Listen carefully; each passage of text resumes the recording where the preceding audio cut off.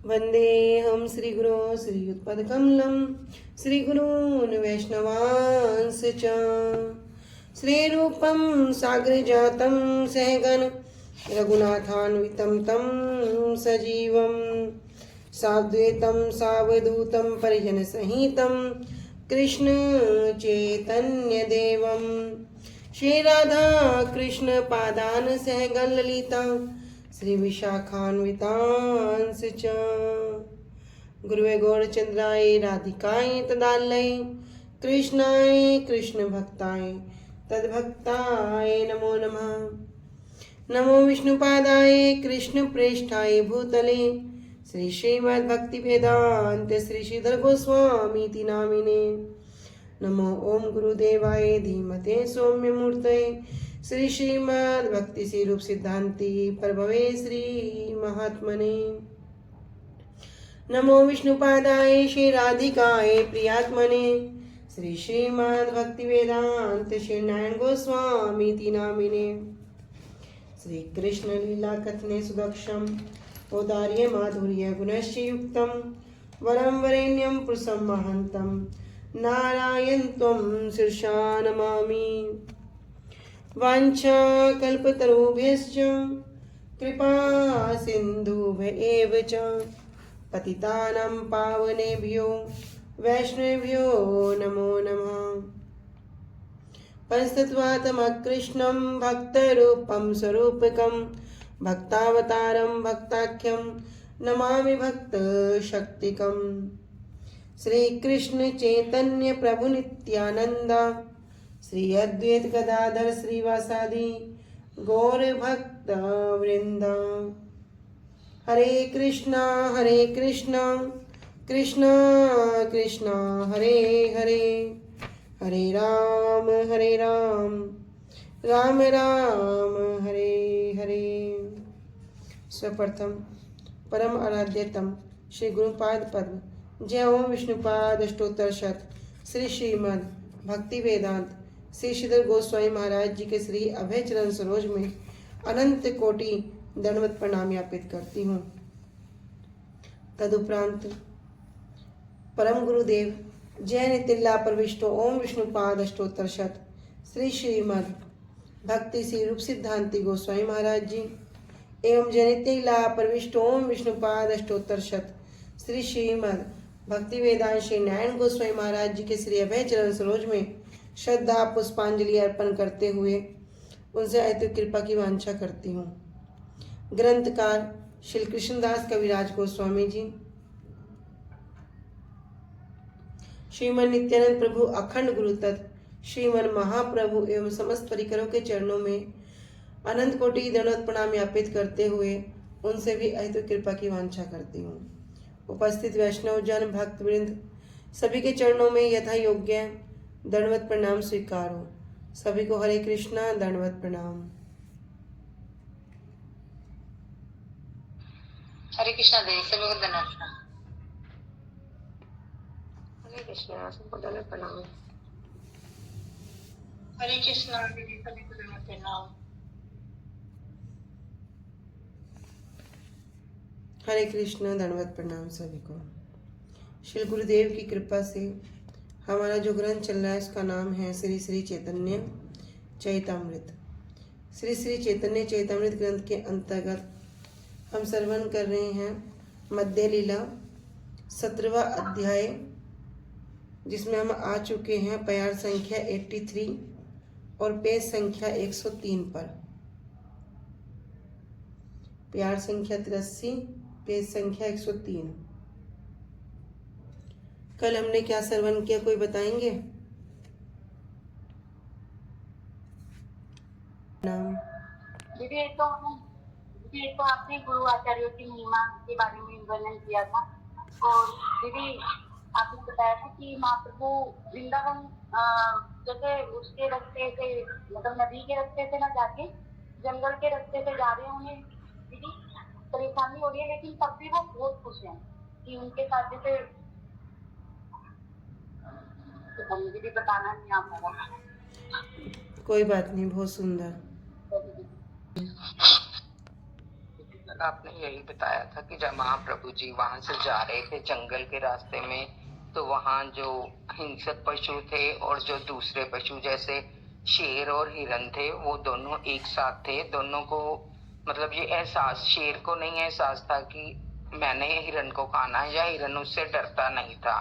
और वो जहां जहां से भी निकलते थे तब ऐसे लगता था कि जैसे ये वृंदावन ही है। जब वो पर्वतों को देखते थे तो उनको लगता था कि ये गोवर्धन है, और जब नदियों को देखते थे तो उनको ये लगता था कि ये यमुना जी है। और वो उनको देख देख के मतलब रोते थे और फिर भूमि पर लोटपोट हो जाते थे। फिर उसके बाद आपने बताया कि उनको, तो मेरे को नाम नहीं याद रहते दीदी, भट्टाचार्य जी बलभद्र, कौन श्री मिले बलभद्र थे? भट्टाचार्य जी। बलभद्राचार्य। हाँ, बलभद्राचार्य मिले थे। तो वो जो थे वो थोड़ा थोड़ी चीजों का संग्रह कर लेते थे, और जहां भी रुकते थे वहां पे वो फिर महाप्रभु जी के लिए प्रसाद आदि बनाते थे, और फिर वो प्रसाद पाते थे। और कभी कभी कोई ब्राह्मण, जब कभी मतलब कभी किसी घरों से निकलते थे तो कोई कोई ब्राह्मण या कुछ थे, वो भी कभी उन्हें कोई दूध दही चीनी या ऐसी चीजें ला के दे देते थे। ऐसा इतना ही याद है दीदी। ठीक है, बहुत सुंदर।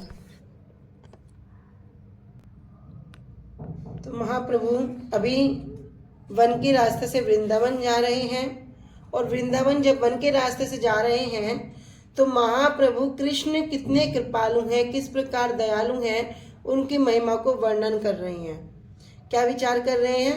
अभी बलभद्र भट्टाचार्य से वर्णन कर रहे हैं कि मैं तो पहले वृंदावन जा रहा था और सोच रहा था लाखों लाखों लोग, सब भक्तों को लेकर वृंदावन जाऊंगा, सची माता के दर्शन करता हुआ जाऊंगा, जानवी गंगा जी से मिलते हुए जाऊंगा, भक्तों से मिलते हुए जाऊंगा, और सब भक्तों को भी साथ लेकर वृंदावन जाऊंगा। किंतु कृष्ण कितने कृपालु हैं कि मुझे क्या किया, मुझे इस वन के मार्ग से आने दिया, और इस कारण अब मुझे बड़ा सुख मिल रहा है। क्या सुख मिल रहा है? मुझे तनिक भी, लेश मात्र भी कोई कष्ट नहीं हो रहा है। मैं इस प्रकार विचार करके जब मैं वृंदावन जा रहा था और बहुत सारे भक्तों लोगों को लेकर जा रहा था, तब श्री सनातन गोस्वामी जी के मुख से क्या हुआ, कृष्ण ने मुझे शिक्षा दी, कृष्ण ने मेरे पे कृपा करी और मुझे शिक्षा दी, और मेरी यात्रा में विघ्न करके मुझे इस वन मार्ग से भेज दिया। कृष्ण क्या है? कृष्ण तो कृपा के समुद्र हैं, और दीनहीन जन के लिए पूरे दया में है, दया के सागर हैं। और कृष्ण कृपा के बिना कौन सुख नहीं है, किसी को भी सुख नहीं हो सकता। इस प्रकार महाप्रभु बलभद्र भट्टाचार्य जी को सब वर्णन कर रहे हैं, और बलभद्र भट्टाचार्य जी को आलिंगन करते हैं। आलिंगन करके बलभद्र भट्टाचार्य जी को कहते हैं कि तुम्हारी कृपा है जो मुझे इस प्रकार इतने सुख की प्राप्ति हो रही है। तब बलभद्र भट्टाचार्य जी कहते हैं कि कृपा तो आपकी है, क्यों? क्योंकि आप साक्षात श्री कृष्ण हैं, साक्षात आप दया में हैं, मैं तो एक तुच्छ जीव हूँ। आपने मेरे पे कृपा की, क्यों? क्योंकि आप मुझे अपने साथ ले आने के लिए स्वीकार किया, और इतना ही नहीं, मेरे हाथ से बने हुए भोजन को भी आपने स्वीकार किया। तो फिर कहते हैं आपने तो एक कौवे को भी गरुड़ के समान बना दिया। कैसे बना दिया? क्योंकि आप स्वतंत्र ईश्वर हैं और स्वयं भगवान हैं। फिर वहाँ पर बलभद्र भट्टाचार्य जी इस श्लोक के द्वारा महाप्रभु की स्तुति कर रहे हैं कि मूकम करोति वाचालम पंगुम लंघयते गिरिम यत् कृपा तमहम वंदे परमानंद माधवम। यत् कृपा, जिनकी कृपा से, मुकम करोति वाचालम, मुक व्यक्ति, गूंगा व्यक्ति, वाचालम बहुत बोलने वाला हो जाता है, पंगु व्यक्ति पर्वत को लांघ जाता है, वंदे परमानंद माधवम, मैं उन परमानंद स्वरूप माधव की वंदना करता हूँ। इस प्रकार बलभद्र भट्टाचार्य जी उनकी अनेक अनेक स्तुति कर रहे हैं, और प्रेम सेवा को देखकर बलभद्र भट्टाचार्य जी की महाप्रभु का मन संतुष्ट हो जाता है। अभी महाप्रभु मार्ग में आगे यात्रा करते हैं, और यात्रा करते हुए कहाँ आ गए? अभी हम सब काशी में आ गए। फिर काशी की महिमा को यहाँ पर वर्णन किया कि नासते गंगा समम तीर्थ वाराणस्यम विशेषते तत्रापि मणिकर्णाख्यम तीर्थ विश्वेश्वर प्रियम। कह रहे नासती गंगा सम तीर्थ, भैया गंगा के समान कोई तीर्थ ही नहीं। कह रहे उसमें भी वाराणस्याम विशेषते, उसमें भी वाराणसी का विशेष स्थान है। तत्रापि मणिकर्णाख्यम तीर्थम विश्वेश्वरम प्रियम, फिर भी मणिकर्णिका का नाम जो तीर्थ है ये विश्वनाथ जी का अति प्रिय है। तो यहीं पर अभी हम आगे श्रवण कर रहे हैं प्यार संख्या 83। सही काले तपन मिश्र करे गंगा स्नान, प्रभु देखी हैल तार विस्मय के छू ज्ञान। सही काले उसी समय तपन मिश्र करे गंगा स्नान, श्री तपन मिश्र जी वहां पर गंगा में स्नान कर रहे थे। प्रभु देखी, प्रभु जी महाप्रभु को देखकर हैल तार कुछ विस्मय ज्ञान, उनको क्या हुआ, उनको महाप्रभु को देखकर तपन मिश्र जी कुछ आश्चर्यचकित हो गए, विस्मित हो गए। पूर्वे सोनी याछे प्रभु करे अच्छे संन्यास, निश्चय करिला हैल हृदय उल्लास। पूर्वे सुनी याछे, पहले तपन मिश्र जी ने सुना था कि प्रभु करी याछे संन्यास, कि महाप्रभु ने संन्यास ग्रहण कर लिया है। निश्चय करिया हैल हृदय उल्लास, और इसी प्रकार का निश्चय करके उनके हृदय में क्या हो गया, अत्यंत उल्लास हो गया, अत्यंत आनंदित हो गए। प्रभुर चरण धरी करे न रोदन, प्रभु तारे उठाइया कैले आलिंगन। प्रभु चरण धरी करेन रोदन, तपन मिश्र जी क्या हुआ, तुरंत महाप्रभु के चरण कमलों को पकड़ लिया और करेन रोदन, और रोने लग गए। प्रभु तारे उठाइया कैल आलिंगन, महाप्रभु ने उनको उठाकर आलिंगन किया। प्रभु लैया गेला विश्वेश्वर दर्शने, तबे आसी देखे बिंदु माधव चरणे। और तपन मिश्र जी प्रभु को लेकर, चैतन्य महाप्रभु को वहां से लेकर कहाँ गए, विश्वेश्वर दर्शने, विश्वेश्वर मंदिर में दर्शन कराने के लिए ले गए। तबे आसी देखे बिंदु माधव चरणे, और वहां से आते हुए दोनों ही ने क्या किया, बिंदु माधव जी के चरण कमलों का दर्शन किया।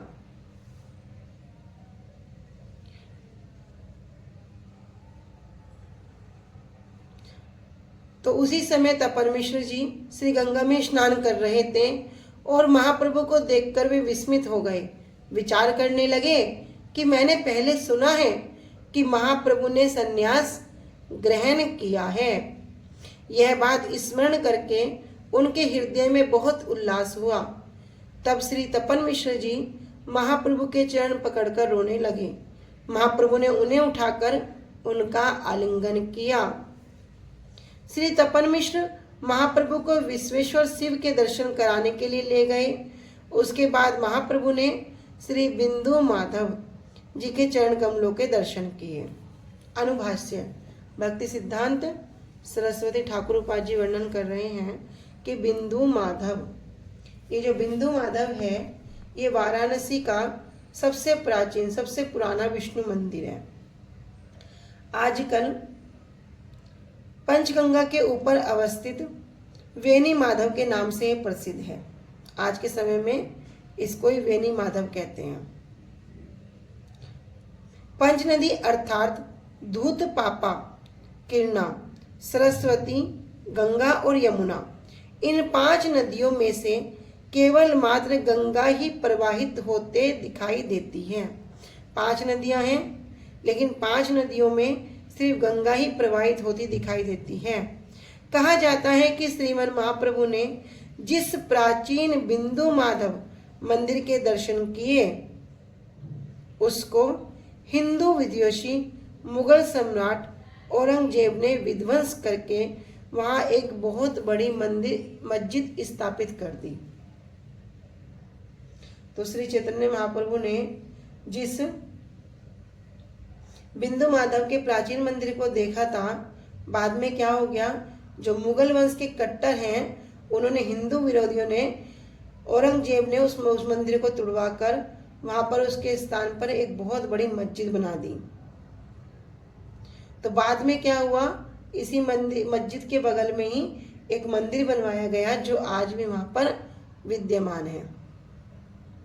कह रहे वर्तमान मंदिर के पास ही एक बहुत बड़ी प्राचीन मस्जिद है। श्री मंदिर में चतुर्भुज श्री नारायण और लक्ष्मी देवी जी के विग्रह तथा उनके सामने श्री गरुड़ एवं बगल में श्री राम, सीता और लक्ष्मण आदि तथा श्री हनुमान जी के विग्रह विराजमान हैं। तो ये जो मंदिर है आज भी जो आप जब दर्शन के लिए जाएंगे तो वहाँ पर ये सब विग्रह वहाँ पर विराजमान है।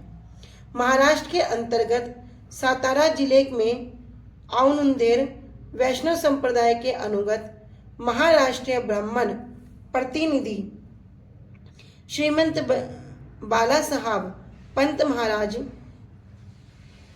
ही श्री विग्रह सेवा के और मंदिर के समस्त व्यय को चला रहे थे। ऐसा कहा जाता है कि लगभग 200 वर्षों से इस राजवंश के हाथों में श्री वेणी माधव की सेवा का भार सौंपा हुआ था। इस वंश के जो प्रथम सेवायत प्रतिनिधि का नाम क्या था, महाराज जगजीवन राव साहब था। तो ये मंदिर के विषय में यहाँ थोड़ा सा वर्णन कर दिया। आगे चलते हैं। घरे अलैया आइला प्रभु के आनंदित हैया, सेवा करी नित्य करे वस्त्र उड़ाइया। कह रहे घरे लैया। अभी श्री तपन मिश्र जी महाप्रभु को बड़े आनंदित होकर महाप्रभु को अपने घर ले आई, सेवा करी और उनकी सेवा करने लगे। नित्य करते हैं कैसे, वस्त्र उड़ाइया, अपने वस्त्रों को लहरा लहरा कर नृत्य करते हैं। अभी बड़े आनंदित हैं, आनंद में क्या कर रहे हैं, अपने वस्त्रों को लहराए हैं और नृत्य कर रहे हैं। श्री तपन मिश्र जी अनुभाष्य में वर्णन कर रहे हैं। घर में काशी में रहते समय श्रीमन महाप्रभु बहुत ही निकट में पंचनदी घाट पर स्नान आदि करके सबसे पहले श्री बिंदु माधव जी के दर्शन करते, फिर बाद में श्री तपन मिश्र जी के घर में भिक्षा ग्रहण करते। ऐसा सुना जाता है कि एक लोक कहावत के अनुसार इस मंदिर से कुछ दूरी पर जिस वट वृक्ष के नीचे श्रीमन महाप्रभु विश्राम करते थे, उन्हीं के नाम के अनुसार वह जो वट है, जिस पेड़ के नीचे महाप्रभु विश्राम करते थे, तो कुछ बाद में उसी का नाम क्या पड़ गया, चैतन्य वट, एवं क्रम से यत्न वट के नाम से आज भी वह पेड़ प्रसिद्ध है। वर्तमान समय में वहां एक गली के अंदर श्री वल्लभाचार्य जी की ही एक समाधि का स्थान देखा जाता है। अभी भी वहां पर श्री वल्लभाचार्य जी की समाधि का स्थान देखा जाता है, किंतु श्री गौर सुंदर का कोई स्मृति चिन्ह दिखाई नहीं देता। श्री वल्लभाचार्य जी के अनुगत भक्त भी उन्हें महाप्रभु के नाम से पुकारते हैं। यह संभव है कि श्रीमन महाप्रभु यतनवट में विश्राम करते थे। यतनवट मतलब जिस पेड़ के नीचे विश्राम करते थे। यति होता सन्यासी। किंतु श्री चंद्रशेखर का भवन, श्री तपन मिश्र जी का घर, मायावादी मंडली के जो अधिपति हैं, कौन, श्री प्रकाशानंद सरस्वती के स्थान आदि चिंतक अब लुप्त हो गए हैं। कि चंद्रशेखर जी का जो घर है, तपन मिश्र जी का जो घर है, और जो मायावादी मंडली के अधिपति जो थे, कौन, प्रकाशानंद सरस्वती जी, उनके भी अब जो स्थान है, चिन्ह है, वे सब अब लुप्त हो गए हैं। तथापि कुछ दूरी पर कोलकाता निवासी परलोकगत शशिभूषण नियोगी महाशय के भवन में श्री गौर नित्यानंद जी के श्री अर्चय विग्रह प्रतिष्ठित हैं। अभी भी वहां पर इन भक्त के घर में महाप्रभु और नित्यानंद प्रभु के अर्चय विग्रह हैं। उनकी सास, माता और ससुर श्री नारायण चंद्र घोष महाशय की देखरेख में वर्तमान समय में सेवा चल रही है। प्रभुर चरणोदक संवंसे कैल पान, भट्टाचार्य पूजा कैल करिय सम्मान। करे प्रभु चरणोदक, महाप्रभु के चरणों को धोकर समवेश कैल पान, श्री तपन मिश्र जी ने समवन से मतलब अपने पूरे परिवार के सहित उसको पान किया। भट्टाचार्य पूजा कैल करिया सम्मान, और उन्होंने बलभद्र भट्टाचार्य जी की भी पूजा की और उनको सम्मान किया। श्री तपन मिश्र जी ने महाप्रभु के चरणों को धोया और अपने परिवार के सहित उस चरणामृत का पान किया। उन्होंने बलभद्र भट्टाचार्य जी को भी सम्मान पूर्वक पूजा की। प्रभु रे निमंत्रण करी घरे भिक्षा दिल, बलभद्र भट्टाचार्य पाक कराइल। करे प्रभु ने निमंत्रण करी, तपन मिश्र जी ने क्या किया, महाप्रभु को अपने यहाँ निमंत्रण किया, घरे भिक्षा दिल, भोजन के लिए आमंत्रित किया, निमंत्रित किया।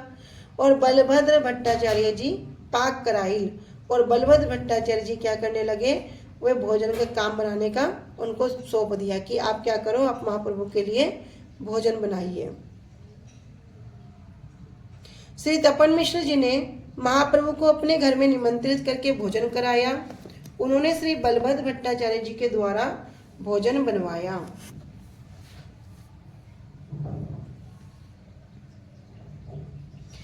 भिक्षा करी महाप्रभु करीला शयन, मिश्र पुत्र रघु करे पाद संवाहन। भिक्षा करी, महाप्रभु ने भोजन ग्रहण करने के पश्चात करीला शयन, वहां पर शयन करने लगे, विश्राम करने लगे। और मिश्र पुत्र, जो तपन मिश्र जी के पुत्र हैं, कौन, रघु, उनके पाद संवाहन, महाप्रभु जी के पाद मतलब चरणों को दबाने लगे। तपन मिश्र के पुत्र रघुनाथ, जो बाद में भट्ट गोस्वामी जी के नाम से विख्यात हुए, वे महाप्रभु के चरणों को दबाने लगे, अर्थात रघुनाथ भट्ट गोस्वामी जी।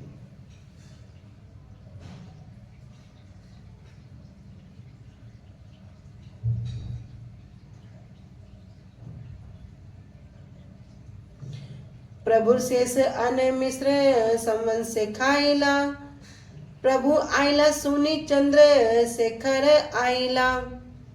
करे प्रभु शेष अन्न, महाप्रभु का जो उचिष्ट था, जो बचा हुआ अन्न था, महाप्रसाद था, वो क्या मिश्र सवन से खाइला।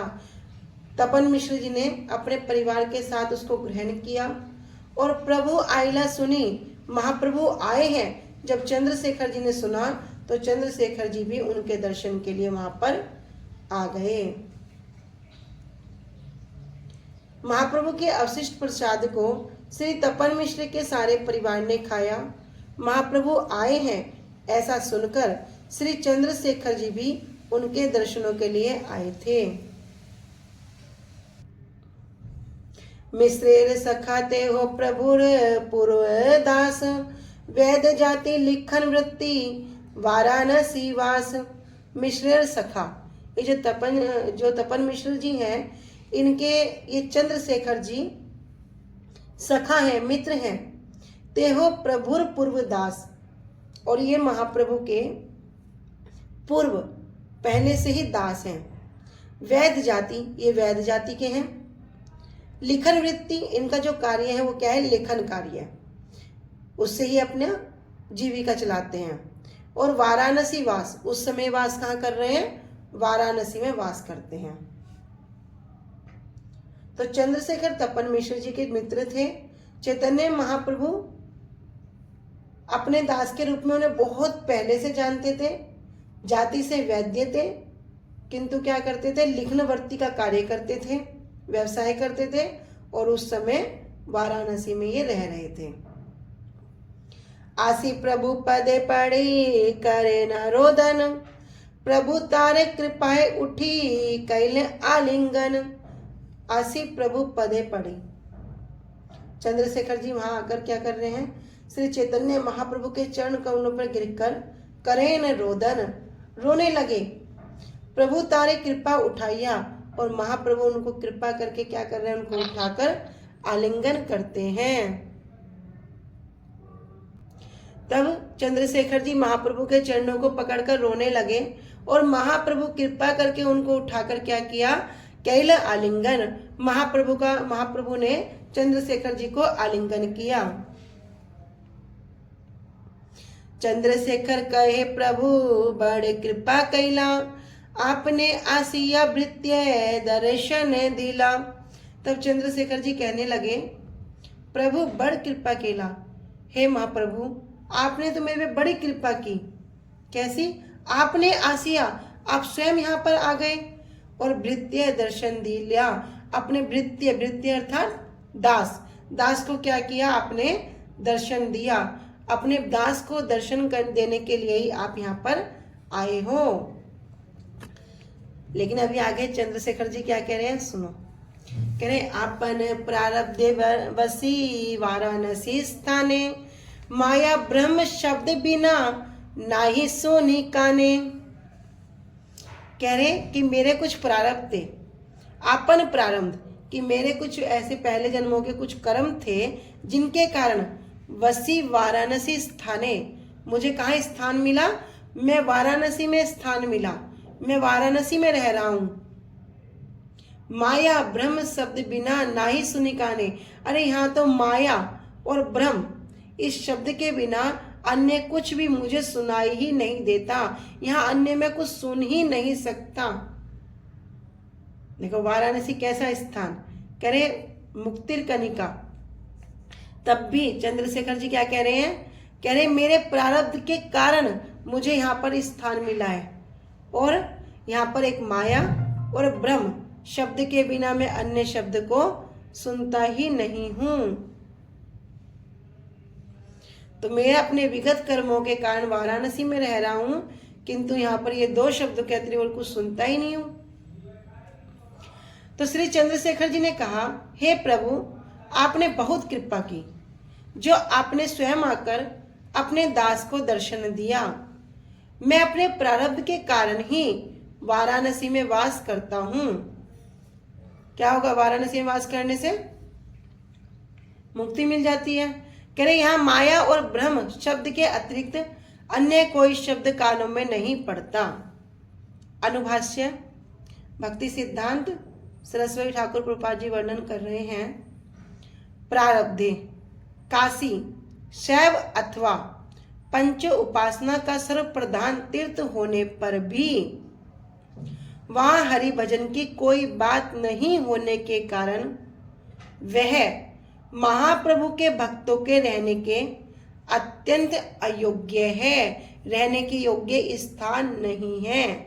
क्यों? क्योंकि कह रहे काशी शैव शिव जी अथवा पंचो उपासक का, जो पंच उपासक हैं, सूर्य देवी, ये शक्ति, शैव, ये 5 इस तरह के उपासक हैं, गणेश, कह रहे सर्व प्रधान तीर्थ होने पर भी तब भी क्या है, वहां पर हरि भजन की कोई बात नहीं होती। जहां पर हरि भजन की बात ना हो वह स्थान महाप्रभु के भक्तों के, गोश्री गौर भक्तों के रहने के लिए कह रहे, सिर्फ ये नहीं कह रहे अयोग्य है, कह रहे अत्यंत अयोग्य है। उस स्थान पर भक्तों को नहीं रहना चाहिए। इसलिए श्री चंद्रशेखर जी ने कहा कि वे अपनी प्राचीन दुष्कृति के फलस्वरूप, अपने प्राचीन प्रारब्ध के फलस्वरूप, कुछ खराब कर्मों के फलस्वरूप ही बड़े दुख के साथ वहां पर वास कर रहे हैं। यहाँ पर निंदा के अर्थ में ही प्रारब्ध शब्द का प्रयोग हुआ है। तो अभी यहाँ पर साक्षात रूप में निंदा शब्द का प्रयोग नहीं किया, लेकिन कह रहे निंदा के अर्थ में ही, मतलब उस स्थान की भी निंदा कर रहे हैं, इसलिए ही प्रारब्ध शब्द का प्रयोग हुआ है। तो जो पंच उपासक होते हैं, जैसे जो शिव, गणेश, सूर्य, देवी, इस तरह की जो उपासना करते हैं, कह रहे सर्व प्रधान तीर्थ है, किंतु यहाँ पर हरि भजन की कोई बात नहीं होती।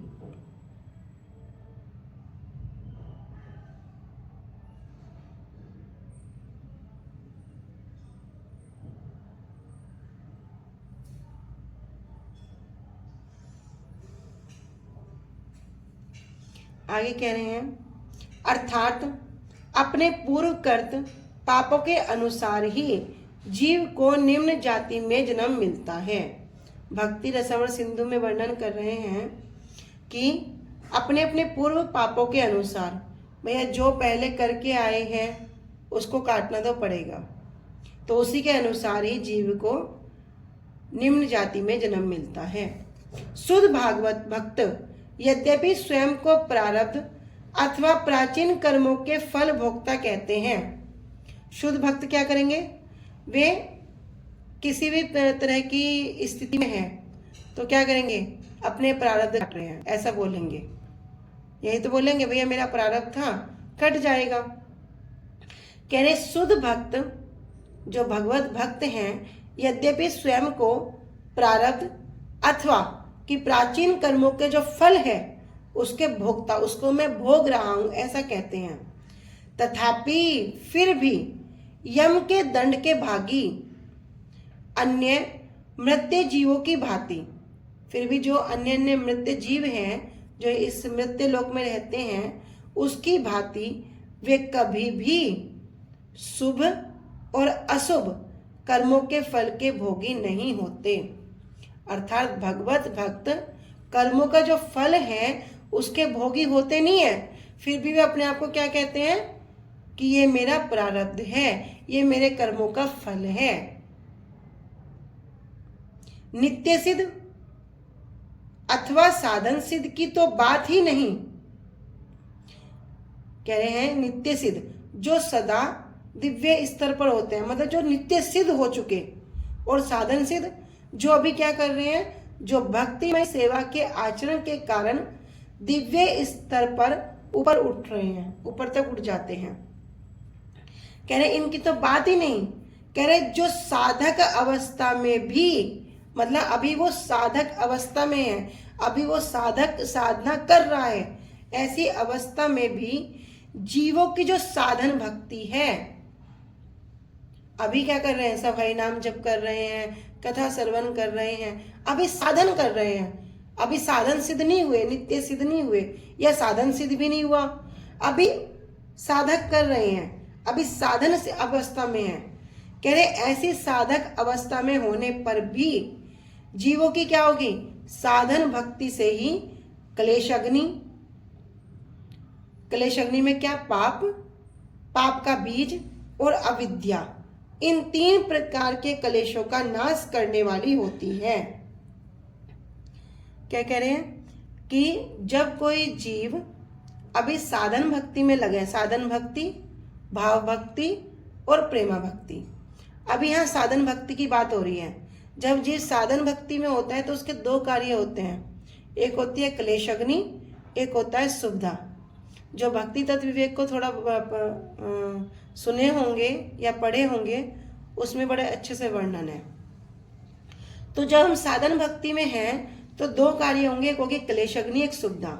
यहाँ पर क्लेश अग्नि का वर्णन कर रहे हैं। क्लेश अग्नि में क्या होगा, पाप, पाप बीज और अविद्या, मतलब जो पाप है वे सब खत्म हो जाएंगे।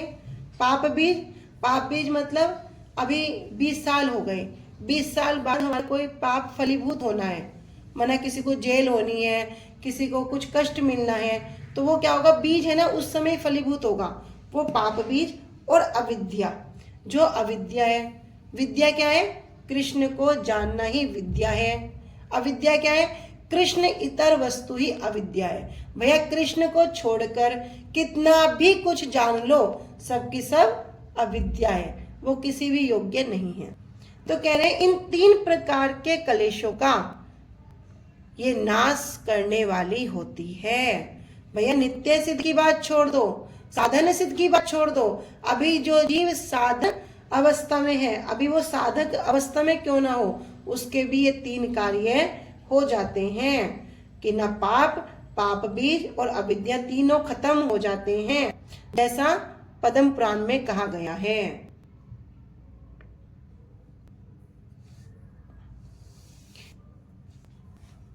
अप्रारब्ध फलम पापम कूटम बीजम फलमुखम कर्मणे परलियेत विष्णु भक्ति रतात्मनाम। अर्थात जिन लोगों की आत्मा और उनका शरीर मन, प्राण आदि सभी। देखो क्या कह रहे हैं, जिन लोगों की आत्मा, आत्मा भी, फिर कह रहे शरीर भी, फिर कह रहे मन भी, यहाँ तक कि प्राण भी आदि, और अगर और कुछ भी है तो वो भी, सभी के सभी श्री कृष्ण की भक्ति में लगे हुए होते हैं, लगे हुए हैं। तब क्या होगा, उनके अप्रारब्ध, अप्रारब्ध पाप, कूट पाप, बीज रूप पाप और फलोन्मुख पाप। फलोन्मुख मतलब जो प्रारब्ध है, एक होता है अप्रारब्ध, एक होता है प्रारब्ध। अप्रारब्ध मतलब जो अभी बहुत बड़ा गोदाम पड़ा है, जैसे किसी के पास बहुत सारा बैंक बैलेंस है और बैंक बैलेंस वो इतना है कि वो करोड़ों जन्मों तक खा सकता है, ठीक है। तो उसमें से क्या हुआ, अभी इस जीवन के लिए जितना चाहिए वो उसमें से उतना निकाल के यूज कर रहा है, तो ये हो गया प्रारब्ध। कह रहा फ्लोन्मुख पाप, जिसको अभी भुगतना है, इसको कह दिया प्रारब्ध। ये सब भक्ति में क्रम से विनष्ट हो जाते हैं। जब कोई जीव भक्ति में अग्रसर होता है तो ये क्रम से धीरे धीरे क्या होगा, विशेष रूप से नष्ट हो जाते हैं। तो जब कोई जीव अब भजन में लग गया है और भजन करते करते उसको दुख आ रहा है, यद्यपि संसारिक रूप से बड़ा कष्ट लगेगा, बड़ा दुख लगेगा, सहने की क्षमता भी नहीं होगी, किस तरह, संसारिक रूप से। लेकिन अगर कोई अपनी आत्मा को, अपने शरीर को, अपने मन को, अपने प्राण को सब श्री कृष्ण को समर्पित कर देगा, फिर वो दुख भी उसको दुख नहीं लगेगा। फिर क्या होगा, उसका अप्रारब्ध हो, प्रारब्ध हो, पाप बीज हो, सबका सब क्या होगा, विशेष रूप से नष्ट हो जाएंगे। तो भक्ति करते समय जब किसी को कष्ट होता है तो विचार ये नहीं करना चाहिए, करे जब से माला पकड़ी है तब से क्या हो रहा, तब से ही मुझे कष्ट प्राप्त हो रहा है। विचार क्या करना चाहिए कि देखो गुरुजी की बड़ी अहेतु की कृपा है, आज मेरा पैर कटना था लेकिन गुरुजी की कृपा से एक कील चुभ के मेरा जो खून निकल गया, अब मेरा जो इतना बड़ा पाप था वो मेरा इतना छोटे में कट गया। अरे ये तो मेरे अनर्थ अपराध दूर हो रहे हैं जो करोड़ों करोड़ों जन्मों से मैं करके आया हूँ और जो मुझे स्मरण भी नहीं है। लेकिन महाप्रभु गुरु वर्ग कितने कृपालु हैं, कितने कृपालु है कि वे सहज रूप में ही मुझे अपने भजन मार्ग में अग्रसर करके इन छोटे छोटे कष्टों के माध्यम से मेरी यातना को, मेरे उन पाप को खत्म कर रहे हैं। तो कह रहे हैं भक्ति से वे क्रम से विनष्ट हो जाते हैं, विशेष रूप से नष्ट हो जाते हैं। सड़ दर्शन व्याख्या बिना कथा नाही एथा, मिश्र कृपा करी मोरे सुनान कृष्ण कथा। सड़ दर्शन जिसे कहते हैं ना, जो सड़ दर्शन है उनकी व्याख्या के अतिरिक्त यहाँ पर अन्य और कोई कथा नहीं होती। चंद्रशेखर जी अपने दुख को वर्णन कर रहे हैं। एक भक्त का दुख क्या है, कृष्ण भक्त से विरह हो जाए, यही भक्त के लिए सबसे बड़ा दुख है। कौन दुख है गुरुतर, कृष्ण भक्त बिना नहीं अन्य दुख। कह रहे और कोई दुख नहीं है, सबसे बड़ा दुख यही है। तो अभी चंद्रशेखर जी अपने दुख को कह रहे हैं कि यहाँ पर सड़ दर्शन की व्याख्या के अतिरिक्त अन्य कोई कथा ही नहीं होती। लेकिन ये तपर मिश्र जी जो हैं उनकी कृपा करके मुझे क्या कराते हैं, मोरे सुनान कृष्ण कथा, मुझे कृष्ण कथा का श्रवण कराते हैं। तो जब हमें वैष्णव जन, गुरु जन कृपा करके जब कथा वर्णन करते हैं तो समझो भैया अब हम पर वास्तविक कृपा हो रही है, वास्तविक धन की वर्षा हो रही है। इस धन को लूट लो। ये धन जिसने इकट्ठा कर लिया उसका यह जीवन क्या और आगे जीवन क्या, सब सुधर जाएगा। कहते हैं वो अपने लोक और परलोक सब सुधार देगा। अनुभाष्य सड़ दर्शन, कनाद ऋषिकृत वैशेषिक दर्शन, गौतम ऋषिकृत न्याय दर्शन, पतंजलि ऋषिकृत योग दर्शन, कपिल ऋषिकृत सांख्य दर्शन और जैमिनी ऋषिकृत पूर्व कर्म मीमांसा और महर्षि वेद व्यासकृत उत्तर ब्रह्म मीमांसा या वेदांत। ये सड़ दर्शन का यहाँ पे वर्णन है।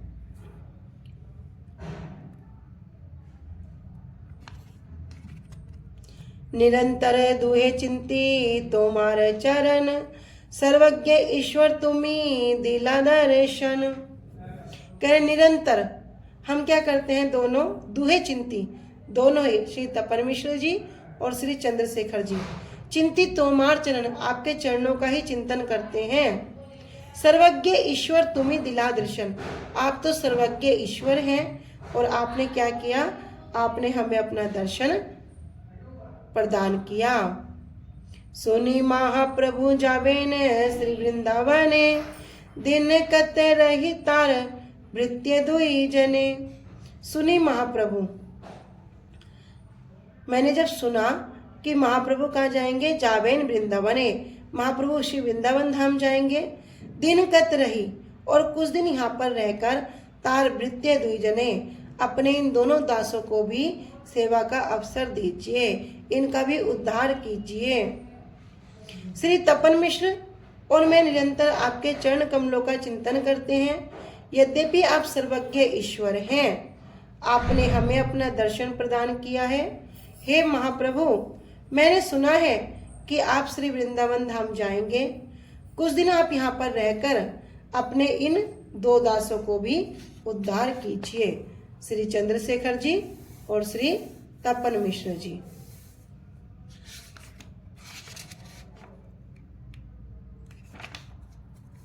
तो आज हम यहीं तक रखते हैं, आगे कल श्रवण करेंगे। वाञ्छा कल्पतरुभ्यश्च कृपा सिन्धुभ्य एव च पतितानां पावनेभ्यो वैष्णवेभ्यो नमो नमः। श्री गुरुदेव की जय, अनंत कोटि वैष्णव वृंद की जय। निताय गौर प्रेमानंदे, हरि हरि बोल, हरि हरि बोल, हरि हरि बोल। हरे कृष्णा, सभी को दंडवत प्रणाम। हरे कृष्णा, सभी को प्रणाम।